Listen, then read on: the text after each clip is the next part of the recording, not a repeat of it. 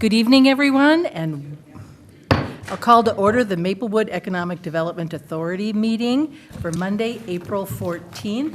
City Clerk Sint, would you do the roll call for us, please? Commissioner Lee, Present. Commissioner Villavicencio, Here. Commissioner Cave, Here. Commissioner Juniman, Here. President Abrams. I'm here as well, thank you. Commissioners, would someone like to make a motion to approve our agenda? So move. Second. Moved by Lee, seconded by, who knows? Kathy. You made the motion, motion, but I don't yep. know who seconded That down was here. that's a tough Okay, we'll one. give it to Cave. Okay, we'll give it to Cave. Mark It one was for kind of in Cave. unison of Yeah, the I choir know. over there. Yeah. The motion to approve the agenda, is there any further discussion? Hearing none, all those in favor signify by saying aye. Aye. Any opposed? That motion carries. Next, we have the approval of minutes from our March 10th meeting. Would someone like to make that motion? I move approval. Moved by Juniman, Second. seconded by Cave. The motion to approve the minutes for our March 10th, 2025 Economic Development Authority special meeting minutes. Is there any further discussion? Hearing none, all those in favor signify by saying aye. Aye. Any opposed? That motion carries.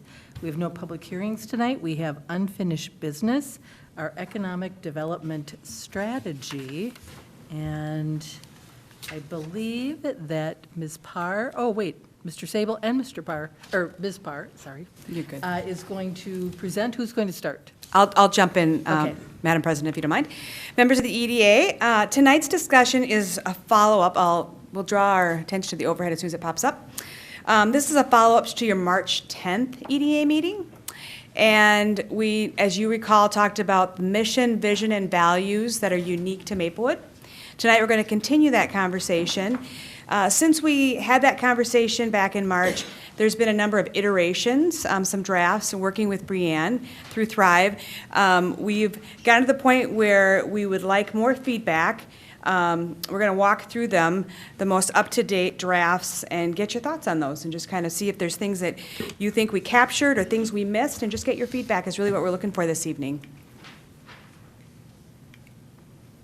So we'll start with values, and then we'll jump over to mission, and then we'll go back to values, and then we'll come back to vision. So as far as the values, strategic, we are intentional and work with focus. And if it's okay with everyone, I'll just read through each of these, and then we'll stop. And if you want me to stop anywhere, let me know. Collaborative, we work together with our partners. Innovative, we approach our work with creativity and inspiration. Nimble, we are open to adapting and growing, taking advantage of opportunities. And respect, we honor diversity and differences, seeking to include all voices.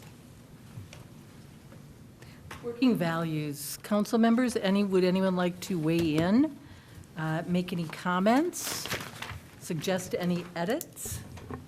Councilmember Cave. I'd just like to comment that I think this really captures everything we talked about from the last meeting. So I really like the ones we have here and their definition behind them. Anyone else? Okay, moving on to the mission statement. Thank you.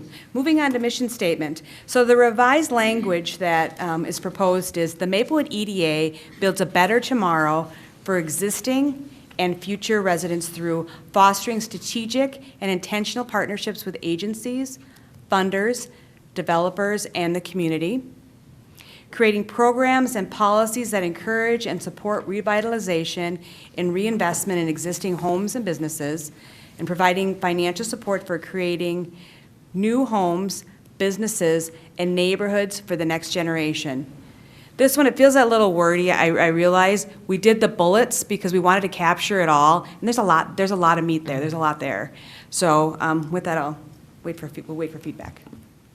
You know, I certainly think that it is better than the original draft. I think it does capture everything. When I was reading this over the weekend, I looked at it and said, well, it's wordy, but there wasn't anything that I would suggest taking out either, because we're doing all of these. And a mission statement is really a broader statement anyway. So I think that from my perspective, you folks nailed it. Mm-hmm. Anyone else? No other All right, let's hope we're on a roll here. So the vision statement, this one's going to have two options for you to think about, okay? The first is Maplewood is uniquely positioned as a city of choice. We are a champion for economic vitality, vibrant neighborhoods, a sustainable environment, and its people. The revision option 2 is Maplewood is a vibrant, thriving city of choice, championing economic vitality, diverse housing, vibrant neighborhoods, and a sustainable environment while fostering a community that reflects care, opportunity, and a passion for its future. Feels a little bit like going to the eye doctor. Can you see better with one or two? I was just at the eye doctor last week, so it reminds me of that. Councilmember Cave. I like option number 2. But I also have a question about the mission. Is the mission going to be put into a paragraph rather than the bullet points for the future, like you did option 2 down there? I just like that look in a paragraph rather than bullet points. We've talked about, so it's easy to understand or to see it in bullets. If the EDA prefers that we look at that in more of a paragraph form, we can definitely do that. You know, We were I just will trying to say- figure out what made the most sense and easiest to take in, because there's a lot Yeah. there. I would say that when you put it into a paragraph form, I think the words get lost. These are 3 separate concepts that are pretty detailed. Let's go back to that. Why don't we go back to the mission statement? Commissioners, what do you think about the paragraph format? It would be almost like one run-on sentence then. Yeah. And that is kind of hard to chew on. I think there's too much information for a paragraph. Too much information for a paragraph? or Commissioner Lee? I like option 2, but I have 4 words, and I agree with you. I think because they're so important. Are you looking at the mission statement? We're going back to the I'm looking mission at statement. Sorry. Okay. So looking at the vision, I like option number 2. But there's a couple key things that you mentioned, and I think that adding a couple words into action words to it's going to make it more definitive. So I think option 2, I would say Maplewood is a vibrant, thriving city of choice, driving instead of championing, driving economic vitality, expanding diverse housing. Can we hold off on that 1 second, and let's go back? We were back talking Oh, the mission. about the mission statement in terms of, the question is, do we like the revised draft, but, do we put those instead of little dashes in front of those 3 ideas? The thought is to put it into a paragraph format, which in my mind kind of loses it all.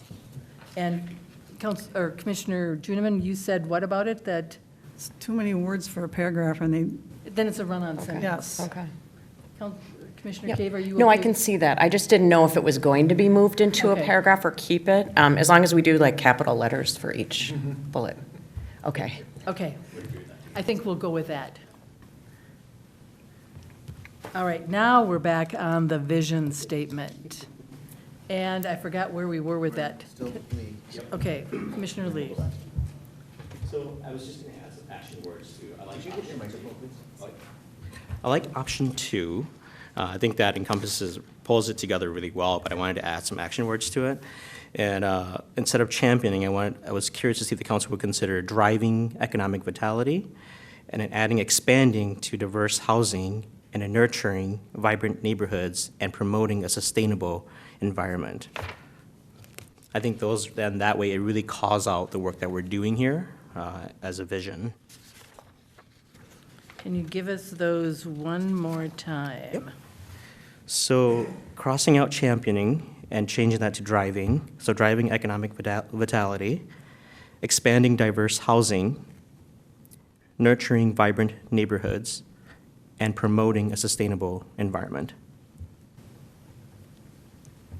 And it ties into fostering a community. Yep.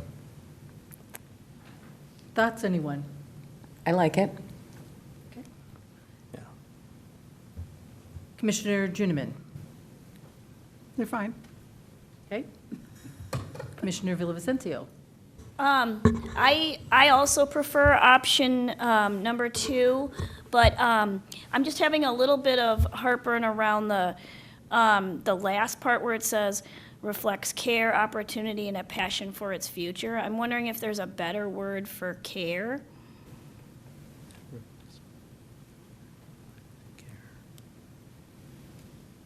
Thoughts, anyone?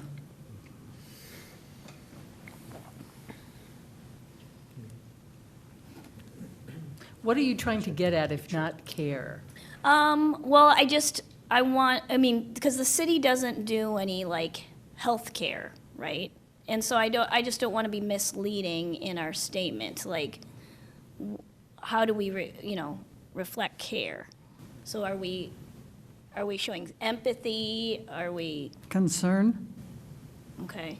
That reflects. that's a option for care. Concerns, opportunity, Or do we just simply take out care and say, because this is a vision statement, while Right. fostering a community that reflects opportunity and a passion for its future? Actually, I I like like that. that, like yeah. that more. I do too. Okay? I like that. Anytime we can sometimes reduce verbiage is always good. Yeah, we don't need extra words. Okay, so thoughts on Commissioner Lee's suggestion, nurturing, promoting, Driving, Driving, expanding. yes, I like it. okay? It sounds like everyone likes that.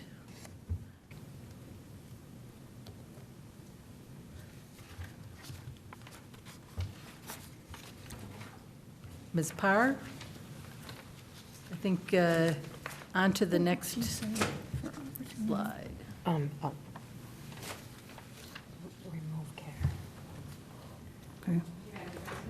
Thank you, Madam President, members of the EDA. Upcoming conversations in regards to goals and strategies Thank you. will take place on the 27th of May. And then in June, we are hopeful that we will have the draft plan review for your consideration. And then ultimately, we would like to see the final EDA strategic plan adoption happen in July, if it's found appropriate for the E EDA.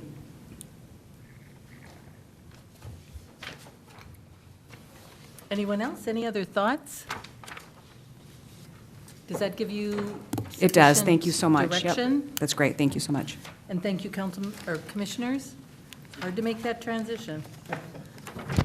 Okay, next, we have another agenda item, and Mr. Beatty, you are the presenter for this topic. Yes, Madam Mayor, members of the EDA, as you will all recall, in 2022, the EDA created a tax increment district and approved a tax increment agreement for the redevelopment of the London Lane Fire Station site. That project was completed, and the next year, 2023, the EDA issued a tax increment note. The developer is refinancing that, and as you have seen before in other contexts, the new lender is asking as additional security for its loan that the developer collaterally assign the tax increment documents, particularly the tax increment note, to them. What that means is if nothing bad happens, if the developer pays its mortgage, there will be no change. It's only if the developer defaults on its loan to the new lender that the lender will then notify us, and we will start making payments to the lender rather than to the developer. It will have no negative effect on us. It's just we send the check to a different location. And so there is an assignment agreement between the two parties, the developers, the borrower, and the lender. We're not a party to that. All we're asked to do is sign the consent. I reviewed the document. It's a standard document. And so what you've got before you is a very short consent that we ask that you sign. Thank you for that. Anyone have any questions for Mr. Beatty? All right, we have a motion before us. Would someone like to make it? Motion to approve the attached resolution entitled Resolution Authorizing Execution of Consent to Collateral Assignment of TIP Documents and to Execute the Consent. Second, Moved by Lee, seconded by Juniman. The motion is written in our packet. Is there any further discussion? Hearing none, all those in favor signify by saying aye. Aye. Any opposed? That motion carries. And we are at the end of our EDA agenda. And so I am going to adjourn the Maplewood Economic Development Authority meeting tonight. And we are going to move on to our Maplewood, I'll call to order the Maplewood City Council Manager Workshop. She needs 1 second in the. Oh, sorry.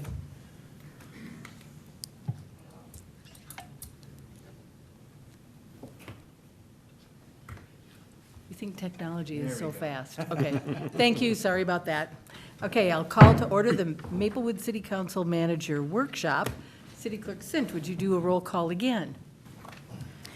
Councilmember Lee. Present. Councilmember Villavicencio. Here. Councilmember Cave. Here. Councilmember Juniman. Here. Mayor Abrams. I'm here as well, thank you very much. Council members, is there a motion to approve our agenda? So move. Second. Moved by Juniman, seconded by Cave, the motion to approve the agenda. Is there any further discussion? Hearing none, all those in favor signify by saying aye. Aye. Any opposed? Our agenda is approved. We have no unfinished business. Our new business tonight is on boards and commissions. City Manager Sable, did you want to start? Yeah, thank you, Mayor. Just want to, just before we start this conversation, I think if you recall from late last year, we had a conversation about what engagement looks like in the community. We talked about there's a different menu from informing the residents to actually having them part of the decision-making process. And so if you can recall back to, I believe it was June of last year, we had that conversation about what the type of engagement looks like. And so this is boards and commissions, and the input that they provide for you is part of that continuum. And I just wanted to frame up that this is part of a longer conversation and something that I think is important as we talk about what are the types of feedback you need as council members before you make choices. Thank you. Mr. Darrow, you are presenting tonight. Thank you, Mayor and Council, and good evening, everybody. So I want to thank our staff. We met about a month ago with key staff for each of these boards and commissions and talked about areas like roles and purpose, term limits, meeting effectiveness, meeting efficiency, meeting quorums and attendance, and then talked about next steps. So tonight is very much about just discussion, kind of highlight those. What's evident, though, is the dedication and service of each of the members that have been a part of these boards and commissions, and that's really where we wanted to start. As City Manager Sable just mentioned, there's a public process to this, but the impact that these individuals have played, in some cases for several decades, is remarkable. And so that's where we wanted to start, to say thank you. The next step in this process, beyond our conversation tonight, would be engagement with each of the board and commissions to see and provide highlights from this meeting and to get their input, and then to come back to the council sometime in the summer to highlight their thoughts before any changes are made.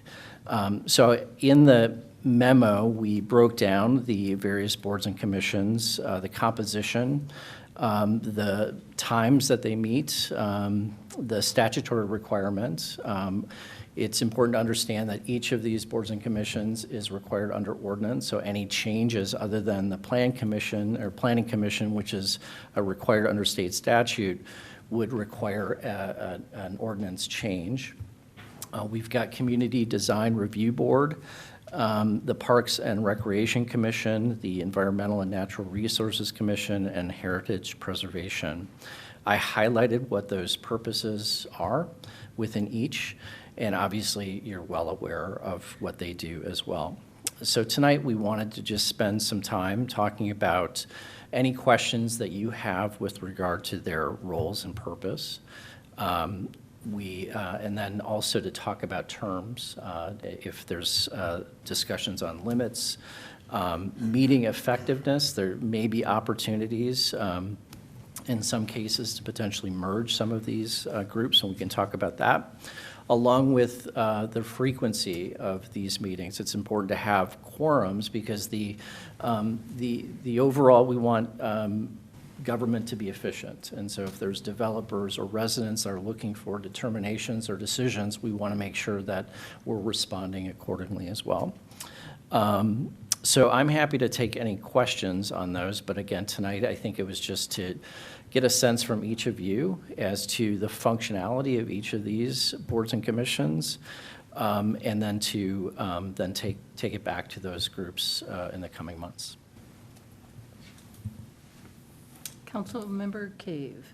I just want to comment that these commissions and boards are so instrumental in how we run the city council up here. They're so important. The input they give to our city is invaluable. The time they put in is phenomenal, that we can look at projects and everything and not have to do everything ourselves. They do so much work behind the scenes. It's just commendable. That being said, I had a couple questions. I know you're going to meet with them, so a lot of things will be discussed or figured out then. But is there any, the size of these, I know I've talked about it before, but is there a way we can enlarge the size so the quorum will be, in case people can't make it? Because people do have things come up. Is there any of them that are restricted to how many have to be on it only, or can we add more? Because I know we get a lot of people at times come up here and want to be on a commission, and it's so hard to say no when you have 3 great candidates and we have to pick one. Let's find out from Ron. Madam Mayor, Council, no, there's no statutory limitation on the number of commissioners. I don't know what your ordinance says, but again, as Mr. Darrow suggests, if you wanted to change that or anything else, that's simply modifying the ordinance. Okay. Thank you. Thank you. From my perspective, I would definitely agree with you that anytime that we can get input on some of these issues from our residents, it certainly helps us make better decisions as a council.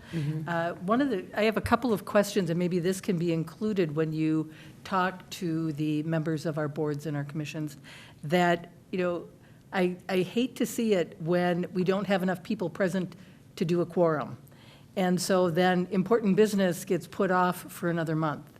And so what kinds of ideas do they have that might avoid that? I think in particular, I've seen coming across, when in email form, when we have to cancel Planning Commission Community Design Review because there aren't enough people there for a quorum, and there's important business and timelines that need to be met. And so how do we meet those timelines if we can't get people to attend the meetings? And I understand people get busy, but, we still have business that we have to do. And then maybe also talk with the individual commissioners and board members about recruitment. How do we recruit people? Because sometimes, yes, we'll have maybe 3 people vying for one seat, and other times, we've got vacancies and we don't have people filling them. And I know that this is not unique to Maplewood. I know because I've spoken with other mayors, and that's kind of the question, if we could figure that out. How can we get more people involved? I know we did a recent change where we now have a stipend that goes along with attendance, acknowledging that, we are asking people to commit their time. It's not enough, certainly, that shouldn't be the incentive for people to serve on one of our boards or commissions, but it's at least a token from the city that acknowledges that you are volunteering and we really value your time. But how do we get more people to become involved? And this part of the issue may be things are going well and people are busy in their own lives, and, making a commitment once a month just might not be in the works for them at that particular time in their lives. So I would like, if you could talk with the commissioners and the board members about that as well. Recruitment, what do they, could they help us out with recruiting other people? Do they have any suggestions on how to do that? Because I think we've done everything except do handstands or cartwheels to try to get more people involved. And it's just, sometimes it's very, very difficult. Councilmember Lee. Thank you, Mayor. I just wanted to call out, all of our boards, you guys all do a great job. There's no question about it. Since my time as the liaison to the Planning Commission and the Community Design Review Board, we've only had one cancellation, and that's for folks not being able to make it for various reasons. So they are very dedicated folks who do show up to our commissions. Funny, but I do like watching other commission meetings too. So thank you to all the other commissioners for all of the good funds that you guys have. Something that I do think a lot about, though, is in particular the Planning Commission, the Community CDRB, is 90% of the time our packets are literally the same thing. Are there opportunities where we can perhaps combine that and make the Planning Commission perhaps a larger commission? So that way the opportunity to have full quorum is greater if we ever run into that situation. And my question then is, I see here that statutory requirements, we don't have any particular requirements for having a CDRB, but I don't know if, Assistant City Manager, do you know if there was a reason why that was created? Any particular reason why it's not all in one? Okay, Councilmember Juniman, can you answer that? Mr. Sable is deferring to you. Ask the old lady. Yeah, at one point in time, several years ago, it was brought up at that time as well to combine them. I do not know why they were separate from the begin with, but I presume it's the same reason we didn't want to combine them. Because the Design Review Board is very specific. And it takes a certain person and a certain talent and a certain interest that probably won't interest a lot of the people on the Planning Commission. So we chose to leave it separate, and I think I would be against putting them together simply because the Design Review Board has saved us many times in making a mistake about what goes up in our community. They are really important, and they are a little bit more focused, I guess I would say, on that particular piece than the Planning Commission would be. That's how it happened. Got it. Yeah, thank you. Just another comment. Councilmember Lee. And so I think the other piece too is perhaps I want us to look into, I know it's always a challenge trying to get commissioners in here, and part of it is as a council member, I'm challenging myself to get into the community to see if I can be very intentional in my recruitment process. But I think something that I would like us to revisit is our appointment process. I would like us to revisit to see if we can have an open process in terms of appointment. And when I say that, I mean it in terms of every 2 years, perhaps something like that. We know that there's going to be a commission position opening. Folks have it on their calendar. In 2 years, I'm going to apply to be a commissioner. I think right now with the auto appointment process that we have, I think a lot of time when people are available, there's no positions available. And when it's available, then it may be a conflict to their schedule or something along that line. So if it's possible, we'd love to have a conversation around what that auto reappointment process looks like, to have an open process. And I think training is another critical part of it for me. A lot of our commissioners are on our commission, but we as a city would like to see some kind of professional training for our commissioners. I envision and I see the commissions as a stepping stone to perhaps running for council someday. And this is really how we really set up our pipeline for people who are dedicated to our community. So how can we prepare our commissioners to someday run for council, to be a part of this process? So I think those are the two key pieces that I'm interested in, is having an open process, providing sufficient training to all of our commissioners, no matter what commissions they're on. Good questions. I do know that staff does training for our commissions. That is really critical so that they understand what the laws are, they understand what their role is. But I think our staff does a really good job of doing that kind of training. I think it would be a good idea to talk to commissioners about the appointment process too, and get their feedback on what they think about the appointment process in terms of it being automatic, or is it you serve 2 years and then it's not necessarily automatic, then it's opened up again. I guess in terms of your comment about maybe possibly combining planning and community design, I'd like to maybe explore that a little bit more by having conversation with those two, with the Community Design Review Board and Planning Commission, and see their thoughts. I will agree with Councilmember Juniman that the architectural design, the landscaping, the site layouts is absolutely critical. And I too have watched them really save us from some projects that would have been less than, because their eye is towards architectural design, and they're looking at things through a different lens.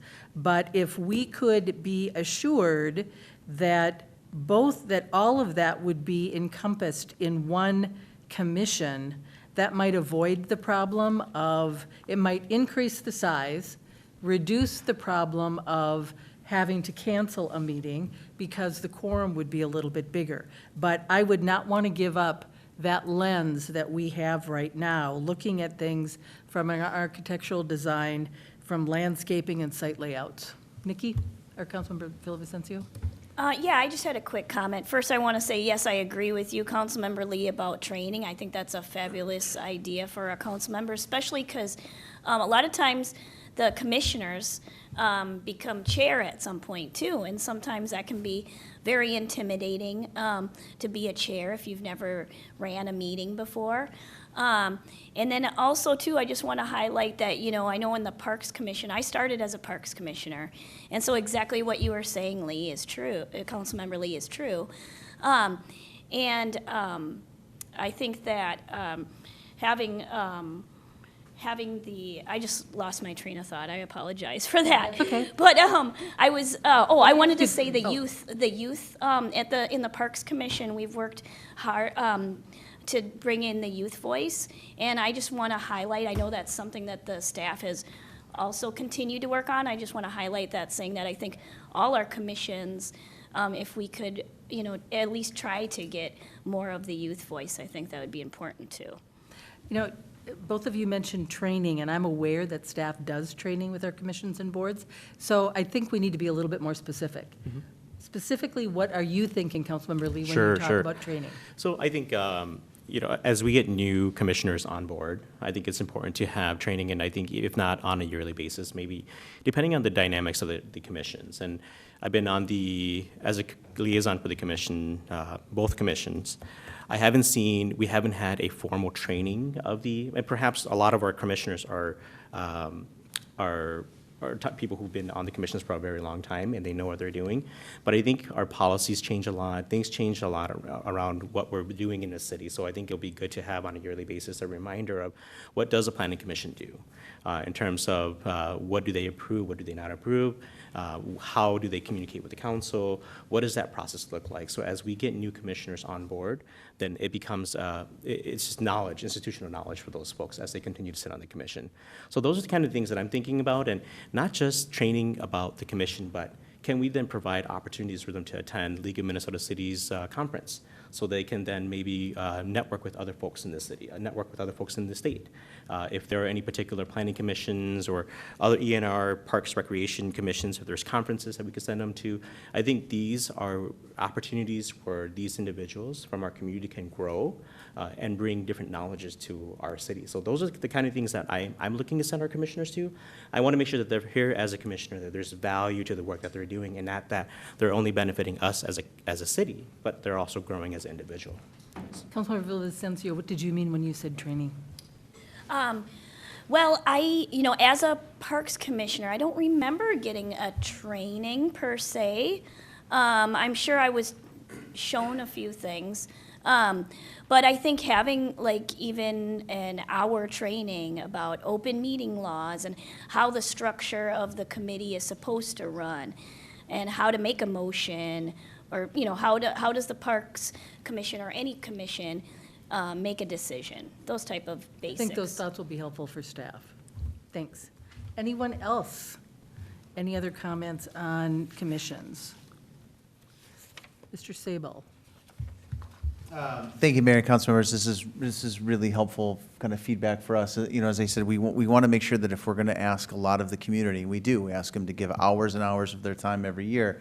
We want it to be meaningful for you as policymakers, for the volunteers who serve on the board and the commission, ultimately the residents. So we just want to make sure that we're, if you're always on autopilot, you sometimes every once in a while have to step back and say, is this delivering what we hope it delivers? And I think this is an opportunity to have that conversation of, every once in a while, stop, take a look, pause. Does this continue to make sense? Does this continue to add value? Are we running into any issues? So this is a good conversation and a good time of year to have this conversation because it leads into, I think I wrote down 8 things to kind of think about differently. So this is helpful, and so this is a good conversation. And so we'll craft some kind of messaging with our boards and commissions. And I also want to just point out, right, we have seen an evolution in volunteering in the United States where people like to. I might want to provide input on Harvest Park planning because I live nearby, but I don't want to do a 3-year term on the planning commission. So finding opportunities for people that sort of pop in and out, and we're not losing those voices, so. Councilmember Juniman. There might be one other option to pull more people in only at certain times, rather than increasing the numbers, since we sometimes have trouble pulling people onto commissions for, as you just said.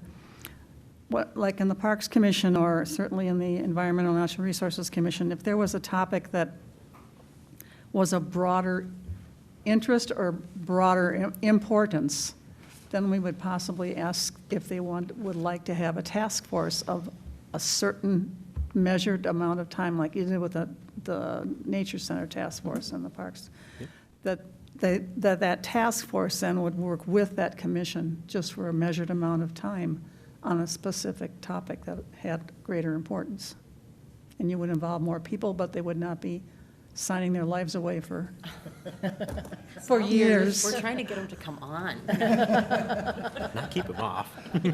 Well, some I people think can't. that you're right. I think anything that we can do that will enhance, that will get people involved, that they can dip their toes into city business, and, we have used task forces in the past, and they have been very, very helpful. They have a clear focus for a limited period of time, and we get great input. And that might also broaden out the pool so that if someone serves on a task force, then maybe they want to go to a commission next. But at least it gives them an opportunity to try it out and see if it works for them and see if they really feel that they're contributing. So I think that's a very good point. Well taken. Any other thoughts? Okay, then, council members, we have concluded our agenda for the workshop, and with that, I will adjourn us. And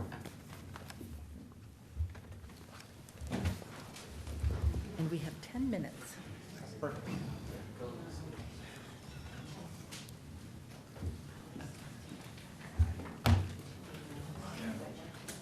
Hey, Rick. How's it going? What are you digging for?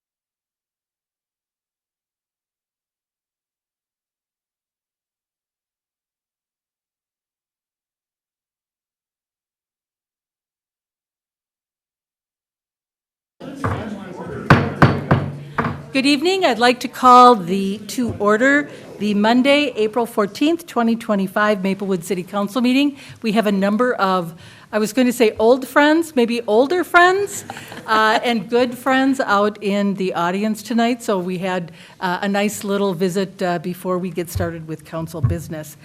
Tonight, I'm going to talk a little bit about what's happening with the Moose. Two things, the old Moose and the new Moose. The old Moose, if any of you have driven on English over by Frost English, you will see that the old Moose Lodge is no more. The city owns that property, and it is in the process of being demolished. Today, they were working in kind of what used to be the basement, where we had all of those great spaghetti feeds for Cub Scouts. I was there many, many times, had a lot of spaghetti over there. But it is being torn down. It is going to be leveled, and we don't know yet who might purchase the property, but it is going to be a very appealing piece of property in a great location in our city. So you will see the deconstruction. It's more like deconstruction rather than demolition. It's not like there's any wrecking balls over there. But, I mean, it's only one level. But anyway, it's kind of exciting to see the old going and the new kind of happening in our city, which is always encouraging. And I also want to say thank you to the Moose Lodge. They have moved over just off of Highway 36, nearby where the old skating rink used to be, for people who know over there. They took over used to be an office building, but they just had an event where the Moose Lodge donated 4 large boxes of Tommy Moose, and I don't know, Chief, did Barb Johnson send one of the plush toys? I believe she did. I was going to show it. Here's Tommy Moose.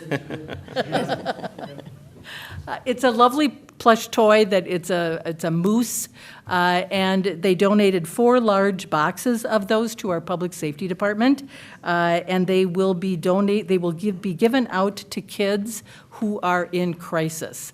You know, those plush toys can be a real comfort to a child when you know, their house is on fire or there's something happening where there's a police presence in their home.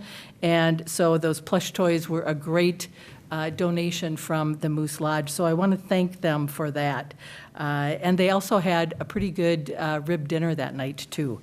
But it was fun to watch our public safety officers pick up 4 boxes that you know they're going to go and be used really well with kids who need that kind of comfort. So thank you to the Moose Lodge, the old Moose and the new Moose. I'm glad to say that they are growing in membership and continuing to thrive in Maplewood. So thank you for that. Let us all now we'll start with the Pledge of Allegiance and get on to the meeting. I pledge allegiance to the flag of the United States of America and to the republic for which it stands, one nation, under God, indivisible, with liberty and justice for all. Thank you. City Clerk Sint, would you do our roll call, please? Councilmember Lee, Present. Councilmember Villavicencio, Here. Councilmember Cave, Here. Councilmember Juniman, Here. Mayor Abrams. I'm here as well. Thank you. Council members, would someone like to approve the agenda? So move. Second. Moved by Lee, seconded by Cave. The motion to approve the agenda. I see some lights on. Councilmember Lee? Just for council presentation, Molly Zhang.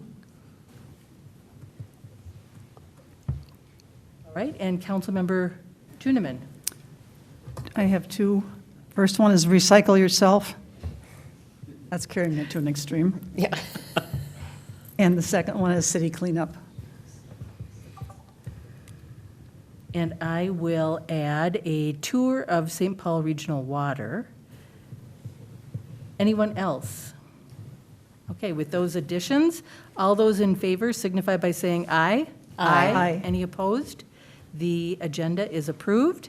Council members, is there a motion to approve our March 24th, 2025 City Council Workshop meeting minutes? So move. Second. Moved by Ginnivan, seconded by Lee, the motion to approve the March 24th, 2025 City Council Workshop meeting minutes. Is there any further discussion? Hearing none, all those in favor signify by saying aye. Aye. Any opposed? Abstain. With one abstention, thank you. That motion passes. Moving on to the next, the March 24th, 2025 City Council meeting minutes. Is there a motion? So move. Second. Moved by Lee, seconded by Juniman, the motion to approve the March 24th, 2025 City Council meeting minutes. Is there any further discussion? Hearing none, all those in favor signify by saying aye. Aye. Any opposed? Abstain. One abstention, thank you, noted. That motion passes as well. Moving on to administrative presentations. Our council update, calendar update, Mr. Sable, this is your subject. Thank you, Mayor and council members. Just a couple of things that I wanted to put on your radar. One, we have the strategic planning retreat coming up on April 23rd from noon to 5 p.m. at the Maplewood Community Center. It's an opportunity to kind of take a look at the previous strategic plan and see if there's an opportunity to provide new direction or if these continue to meet the needs of the city council. I will be providing sort of a written summary and update of sort of the chronology of that, and then have that serve as a starting point. I did also want to say one of the things that we work on as staff, one of the things that we are really proud of is exceptional service. And I have said to the staff, I know that it's a strategic priority of the city council. I also consider it a basic requirement for working here. So if you're not providing exceptional service, you can go work somewhere else. And so I think there could be an opportunity to enhance that document a little bit and really choose the things that you'd like to see in the community, and knowing that the staff that work here do great work, and that's going to be our standard. So I'll look forward to that kind of robust dialogue. Next week is Earth Week, and so there's a couple of opportunities that I think Councilmember Juniman may actually reference, so I'll take that off of my list. And then the last thing I wanted to reference, on April 28th, we do have the EAB tree update. As you know, we're one of the only cities that have provided a loan program for people who have expensive trees to take down, and we have some good data after the first year of that program that Steve Love will be able to talk about. We'll also hear a presentation from Metro HRA regarding potential opportunities for single-family affordable housing options.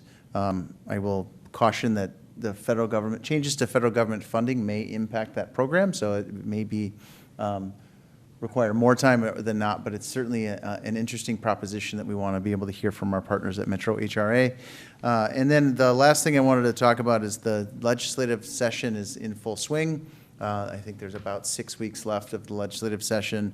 All of the bills that we have submitted have had hearings, and they're moving through the legislative process. If you remember from last year, there was conversations around housing. Those bills are still in the committee process, and they've actually failed to meet their own deadline. But because they are the legislature, they can change their own rules as they go. So we continue to monitor housing as a concept. And then related to housing, there has been a request from the city of Brooklyn Park to join on as supporters of a bill that they have drafted that would give cities additional tools to do inspections and licensing of congregate care facilities, or more commonly known as group homes. So in your email boxes this week, I'm going to send out a summary of what this bill would do, and then ask this council if you would want to consider signing on as a supporter. I will say the cities of Brooklyn Center, Crystal, Golden Valley, and New Hope and Robbinsdale have been working with Brooklyn Park, and I think there's an opportunity for us to strengthen a partnership with cities who may share similar challenges. And so look forward to your email inbox with that. And with that, I'll stand for any questions. Thank you. Any questions for Mr. Sable? Okay, seeing none, then moving on to council presentations. Councilmember Lee. Thank you, Mayor. And thank you, Council. Good evening, everyone, for being here tonight.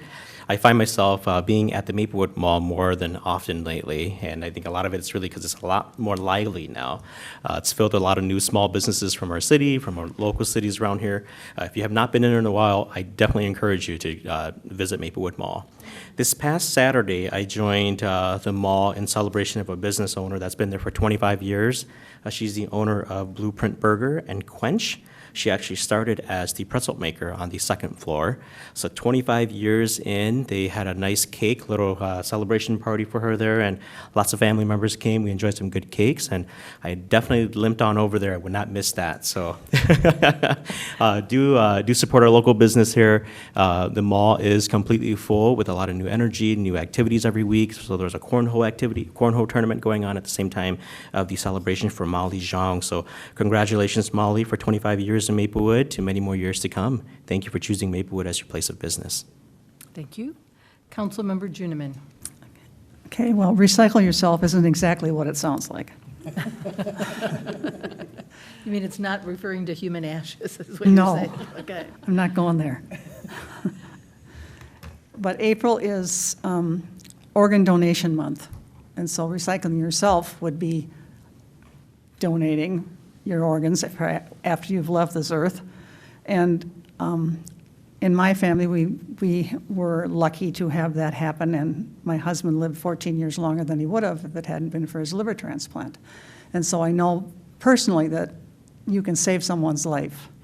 So consider it on your driver's license, or let your family know. It's important. And then, of course, May 3rd, City Cleanup Day.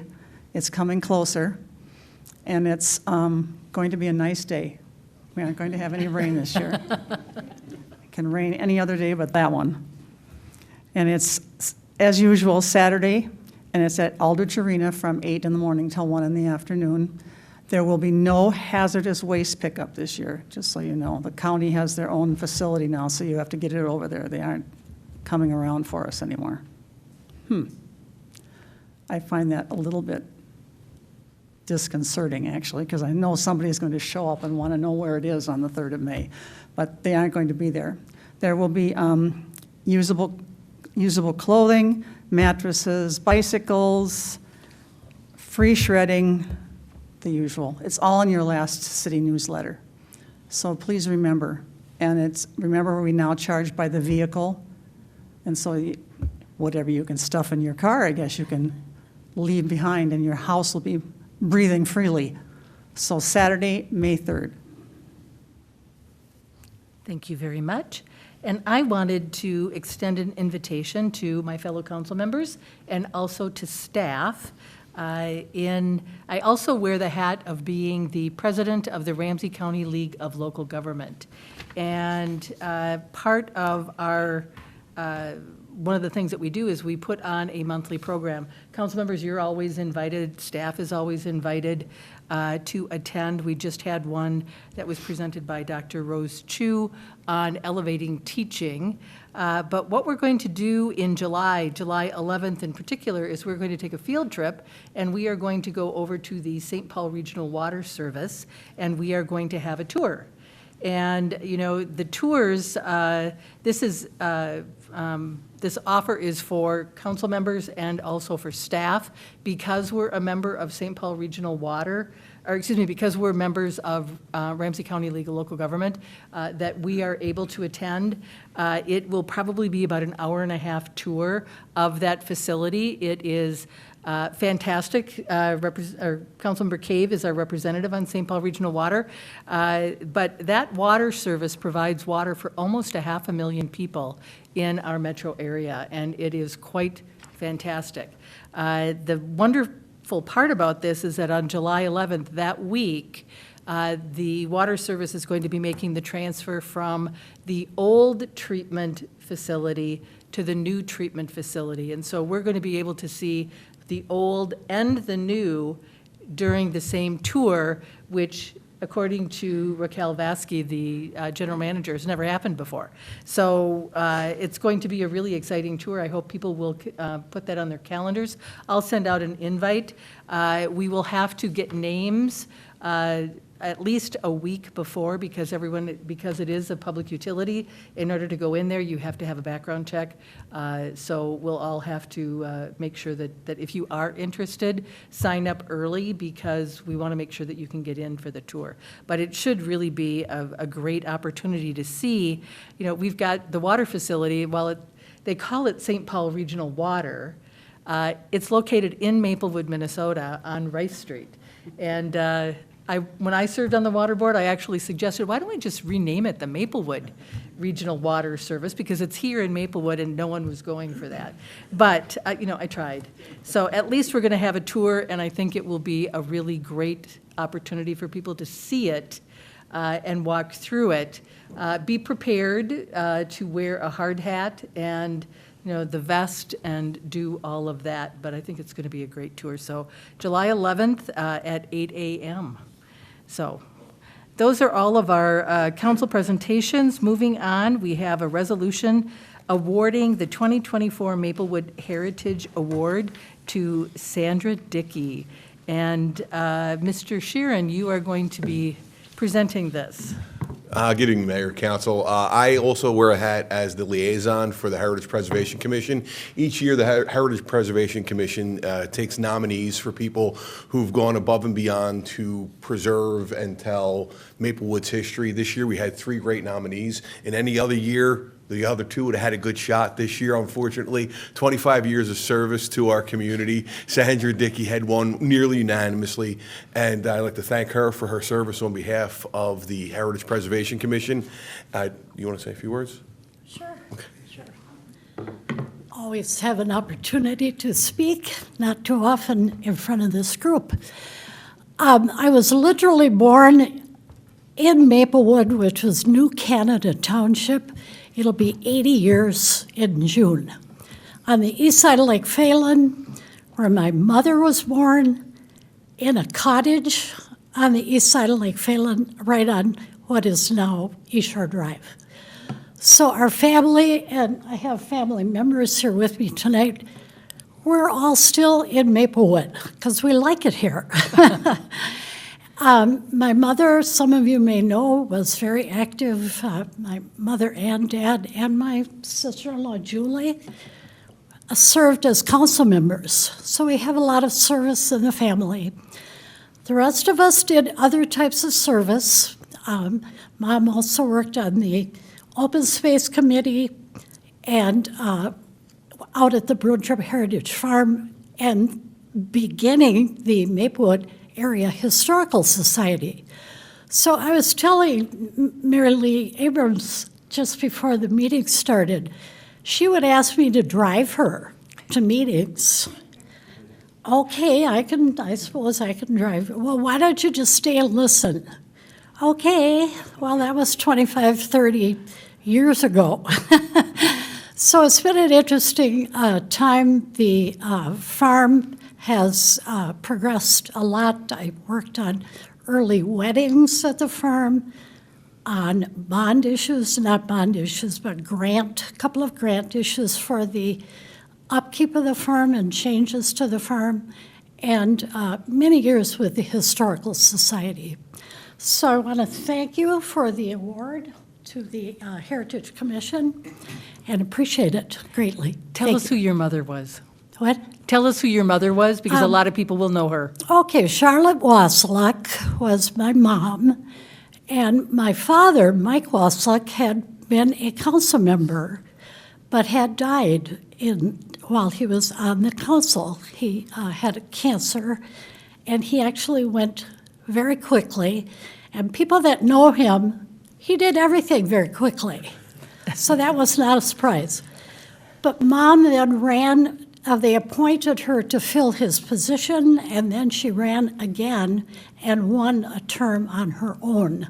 So she, along with George Rosbeck, Gary Bastian, was an early supporter of Maplewood, and then ended up serving on the council later in life.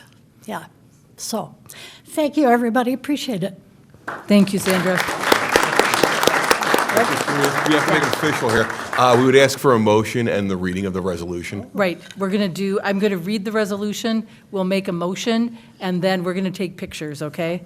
The resolution says, whereas Sandra Dickey volunteered at the Maplewood Area Historical Society for more than 25 years, including serving a decade on its board of directors. And whereas Ms. Dickey was instrumental in leveraging more than $250,000 in state funding to renovate the Bruin Troop Heritage Farm to maintain its historical integrity, and whereas Ms. Dickey helped launch and manage the farm's events, venue operation, and whereas Ms. Dickey helped develop Mysteries of Histories program at the Wakefield Park Community Building, and whereas Ms. Dickey has been a lifelong Maplewood resident dating back to the time it was known as New Canada Township and raising her family here. Now therefore be it resolved on behalf of the City of Maplewood that Sandra Dickey is presented the Maplewood Heritage Award, which recognizes an individual who has significantly contributed to preservation of Maplewood history or historic sites through research, preservation, or education and outreach. Council members, would someone like to make that motion? The resolution. Sorry. I move the resolution awarding the 2024 Maplewood Heritage Award to Sandra Dickey. Second. Moved by Juniman, seconded by Lee, the motion to approve the resolution awarding the 2024 Maplewood Heritage Award to Sandra Dickey. Is there any further discussion? Hearing none, all those in favor signify by saying aye. Aye. Any opposed? That motion carries. And the resolution really should have been much longer because you have done so many other things in our community. Thank you very much. But thank you very much. Motion passes. We're going to take a picture. Yeah, since they're here. Do you want to come on up? Congratulations, my dear.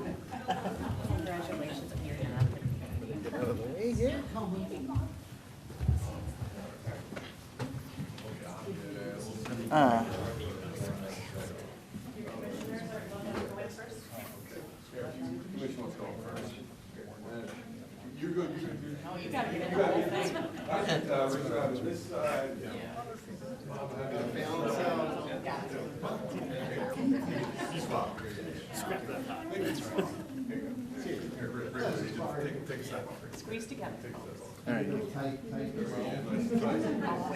Yes. The mayor and the governor, yeah, now. We were gonna, now you want us to, we're just gonna get them. Okay.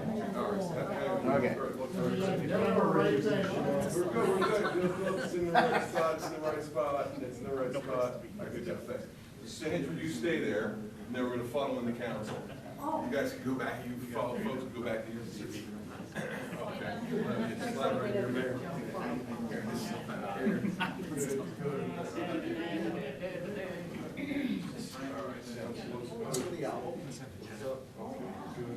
All right, you look her in first. Yep, I did. You got it? All right. Hey, wait. I always take a picture of it. That's right. Hey, you ready? Picture, very good. All right, sounds good. Thank you very much. Okay, take it easy. All right, ladies. Violin. Coming through, thank you. That was nice.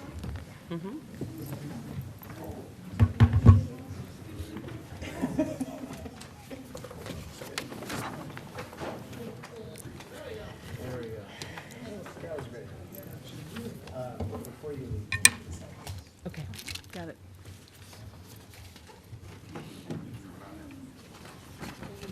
More resolution tonight. It is a resolution proclaiming Arbor Day. Mr. Love, this is your topic. Yes, good evening, Mayor and Council. Arbor Day is observed worldwide as a day to celebrate trees. Trees provide numerous benefits to individuals and the community.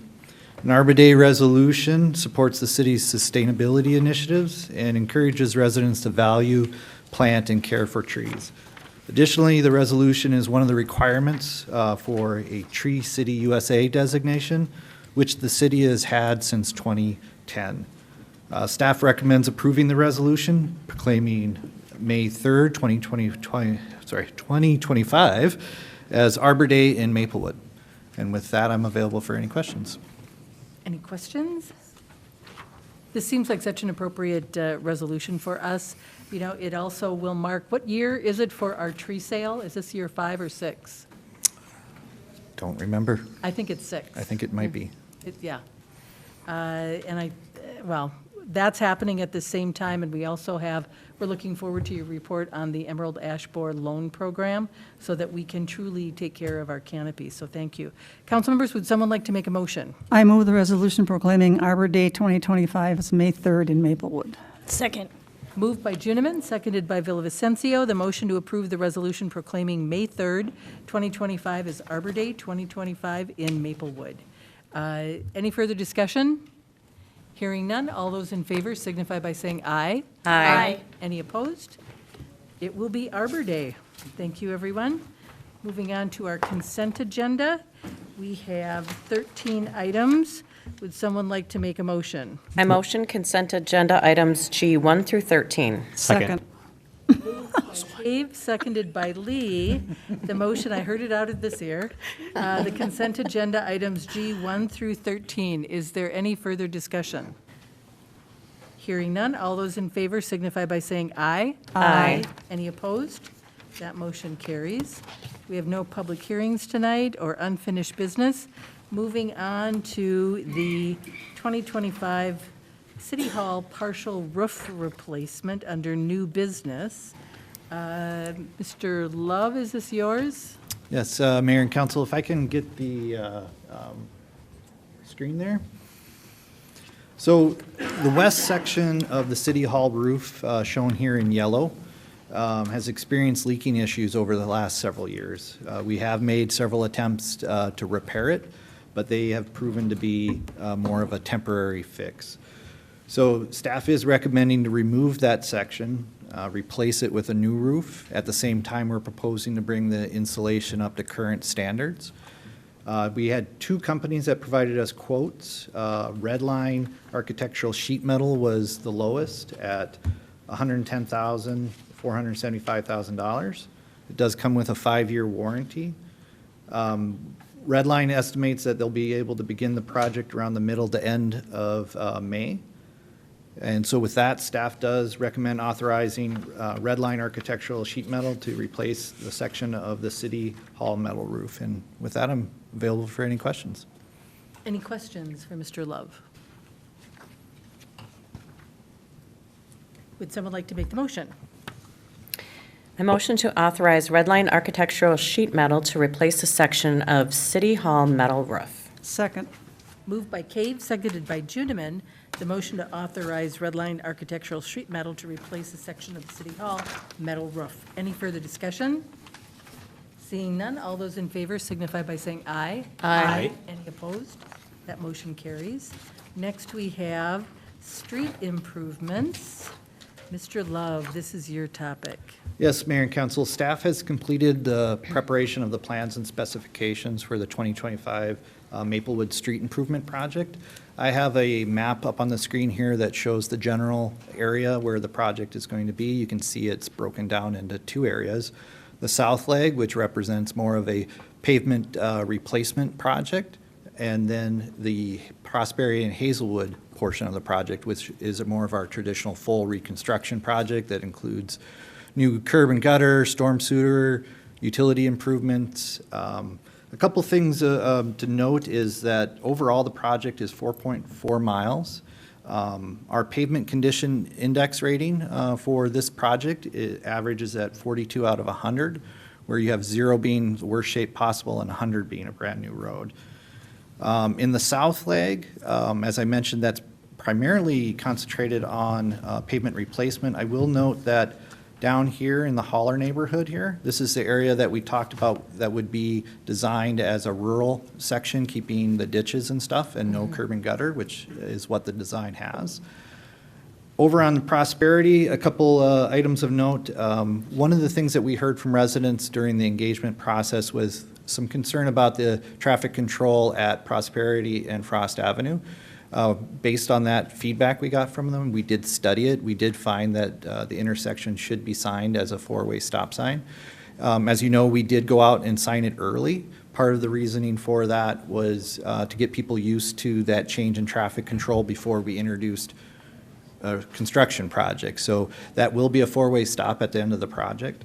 Additionally, we are including a trail on the west side of Prosperity, and we did retain pretty much parking along the east side for most of the project. With that, the council has two items before you tonight. One is for the approved plans and specification and authorize ad for bid. And the second one is ordering the preparation of the assessment roll. The assessment hearing would happen late summer, early fall. With that, I'm available for any questions. I see Councilmember Cave has a question. Just a comment, and this is, you do brilliant every time you do a project, but I just want to thank you again, the people that I've heard from. They came to the meeting and spoke, and they gave their concerns, and once again, our staff just went out there. You did an assessment, you put up, stop signs. Thank you. That was a very much needed, and you always hear what the people are asking for, so I really appreciate that. So thank you, Steve. Yep, absolutely. Councilmember Lee. Thank you, Mayor. I just wanted to share with the council and also Steve that I was down in the Haller community just checking out the roads.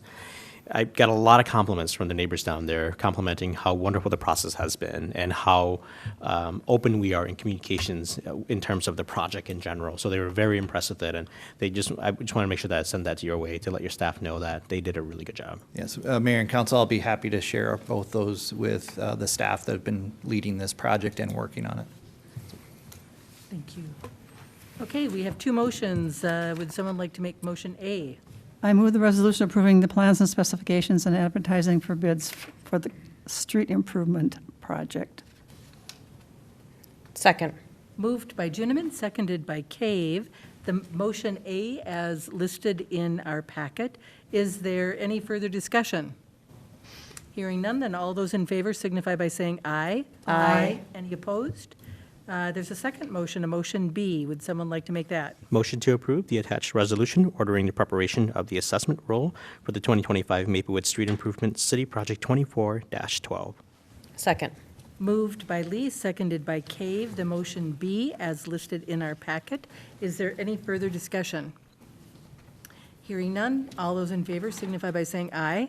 Aye. Any opposed? That motion carries. Next, we have a comprehensive plan amendment resolution, and Ms. Parr is the presenter on that one. Thank you, Madam Mayor, members of the council.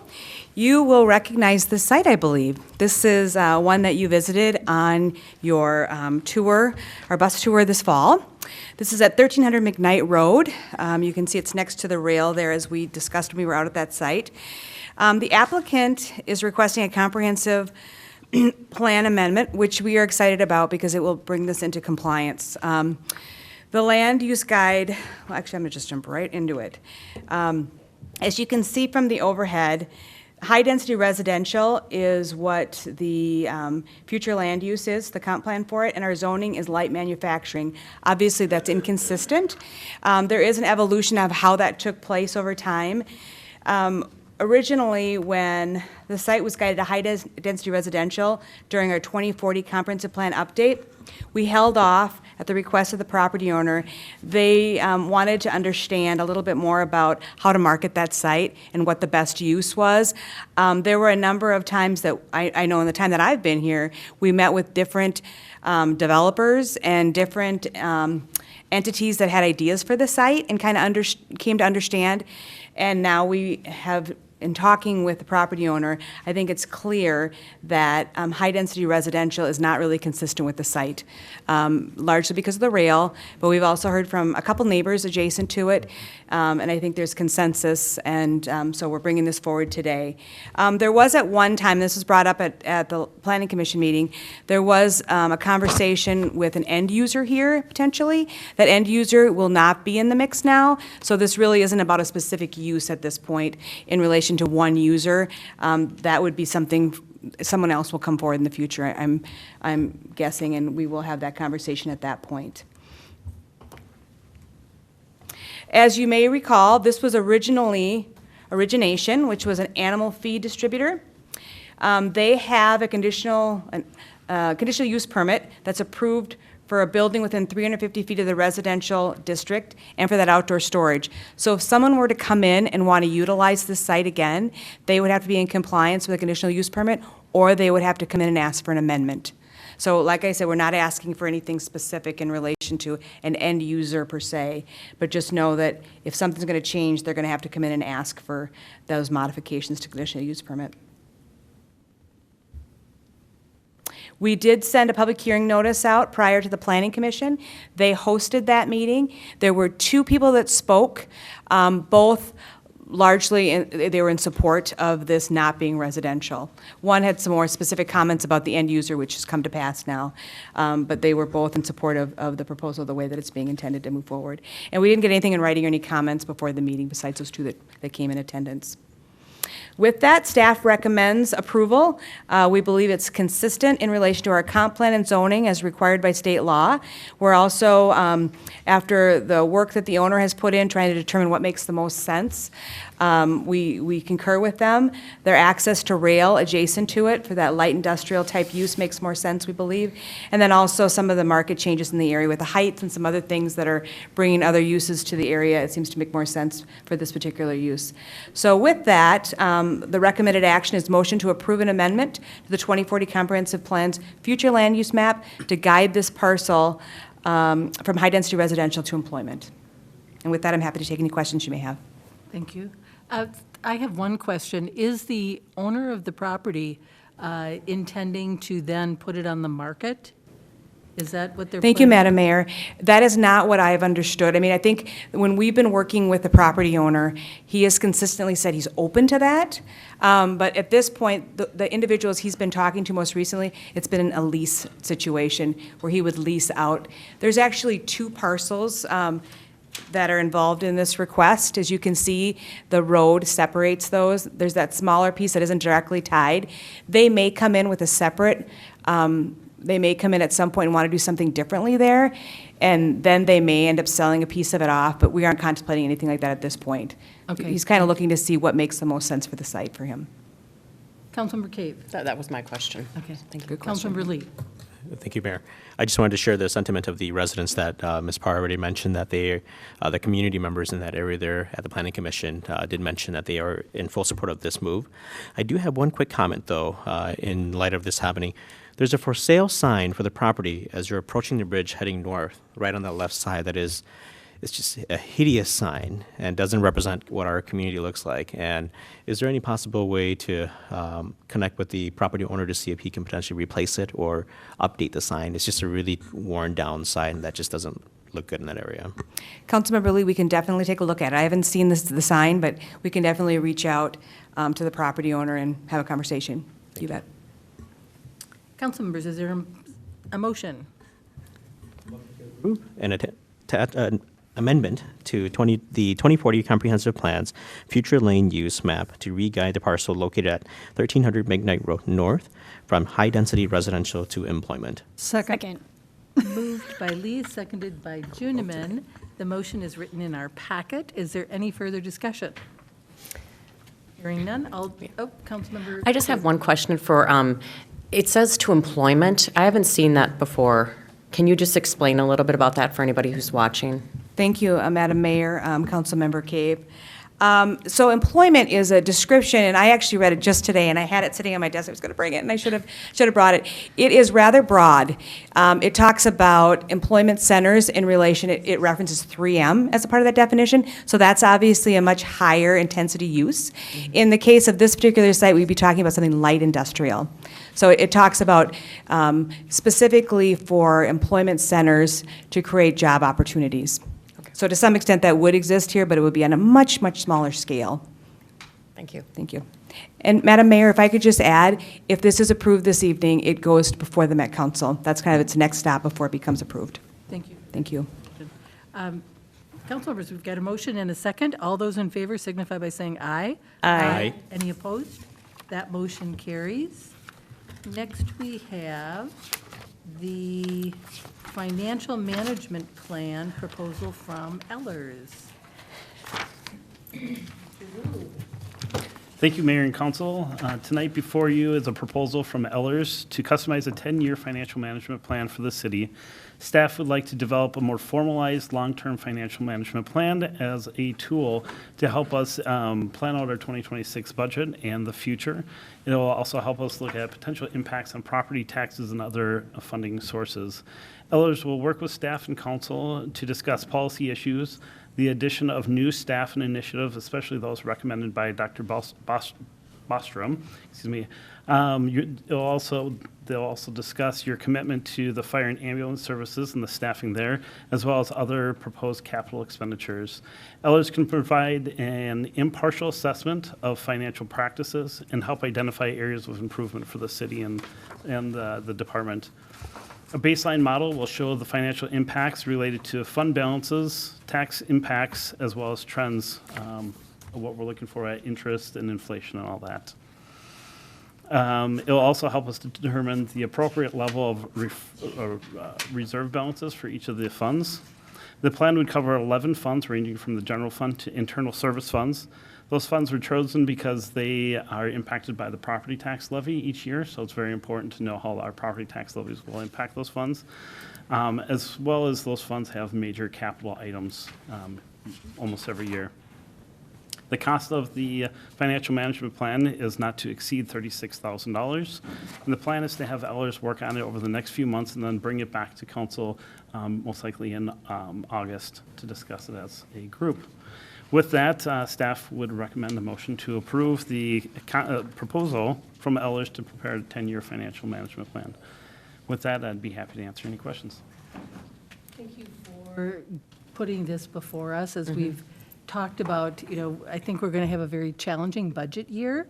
There's a lot of unknowns. And to the extent that we can have a roadmap and look forward as to what may be coming down the road, I think that that is going to help us make better decisions in terms of our levy. I'll just share with you, too, that I met with Commissioner Kelly Miller and talked with her about something that I think that's always been frustrating since I've been on the council, that in all of the years when we try to set our September levy, we have never gotten the valuations from the county prior to setting that initial levy.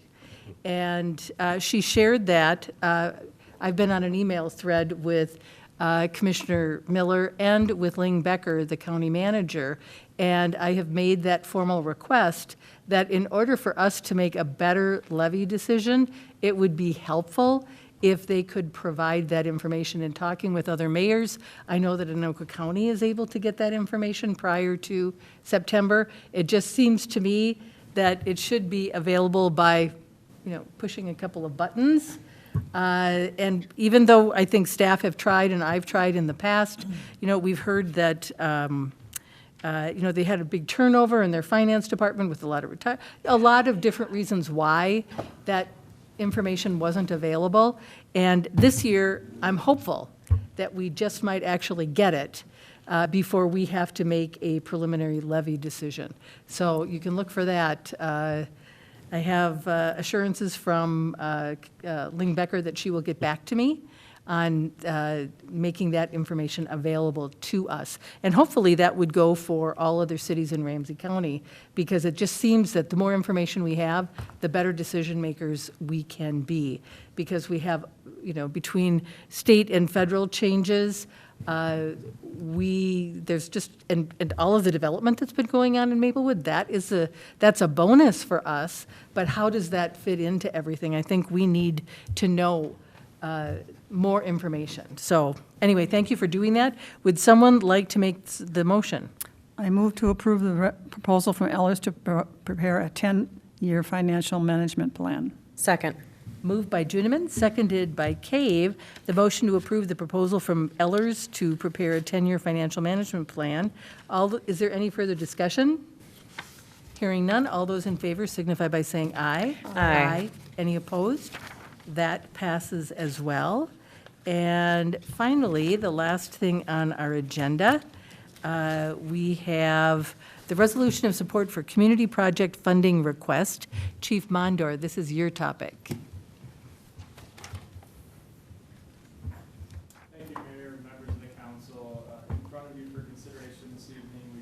resolution of support for community project funding. Community project funding is a federal funding mechanism that allows members of Congress to request funding for specific projects for their district. The East Metro Public Safety Training Facility was built in 2014, and although it's titled a Public Safety Training Facility, it's really a fire training facility. That's how it was designed in 2014. As the needs of public safety and first responders have evolved over the past 11 years since that facility was constructed, it's clear to Public Safety Director Beardeman and I and other stakeholders that we need to have a place where we can train together so that when the community needs us, that we perform to the level that they all expect, which City Manager Sable mentioned it, like our community expects excellence on their worst day. And we need to prepare for that day side by side with police, fire, EMS, social workers, other stakeholders that respond during people's worst day. So as you're aware, we've gotten bonding money to do the preliminary phased out site design. We have another bonding request for $4.8 million for project design with the state, and we've testified in front of the committee for consideration for that. We applied for community project funding and congressionally directed spending, which are just a couple different mechanisms between the Senate and the House to get additional federal funds back to Maplewood. We are prepared to submit a $2 million request for community project funding through Congresswoman McCollum. Her and her staff have been extremely responsive. It's been chaotic in DC for staff to just react to the different things that are happening. But through support, we have a first name basis with their staff. They call us back, they give us information and provide us with these opportunities. And so we're asking council to support a resolution to submit that request for the $2 million to help support the expansion of the East Metro Public Safety Training Facility. Thank you very much. Any questions, council members? City Manager Sable. Thank you, Mayor and council members. I just want to take a moment to thank Chief Mondor for all of the work. When he talks about the communication with the staff from the congressional offices, it's a lot. And I know it's a lot of burden, but I think this is one of the opportunities that I think we have as a community. We know that our federal legislative delegation supports the work that we're doing.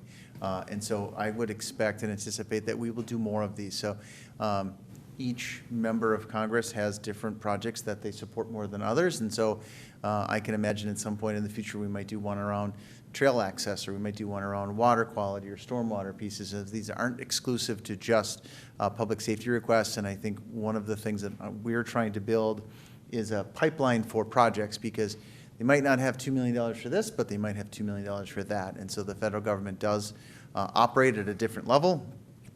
They use trillions and billions, and rather than millions and hundreds of thousands. And so I appreciate all the work that goes into this. I also want to know that we do receive letters of support from people who would use this facility. And so we're trying to build a really robust coalition to hopefully, if the next federal budget cycle goes through, that we would be included in that. We were less than successful. We were actually about 4 days away from getting approval when the House and Senate decided to change direction. So maybe next year. Almost, almost. Yeah. Would someone like to make this motion? I motion to approve the resolution supporting a funding request for the fiscal year 2026 community project funding. Second. Moved by Kate, seconded by Lee. The motion to approve the resolution supporting a funding request for the fiscal year 2026 community project funding. Is there any further discussion? Hearing none, all those in favor signify by saying aye. Aye. That motion carries, and I know this year it's going to happen. I'm optimistic. So with that, we have completed our agenda. Thank you, council members, for your hard work. I really appreciate it, and we are adjourned. Did I just write on you? No.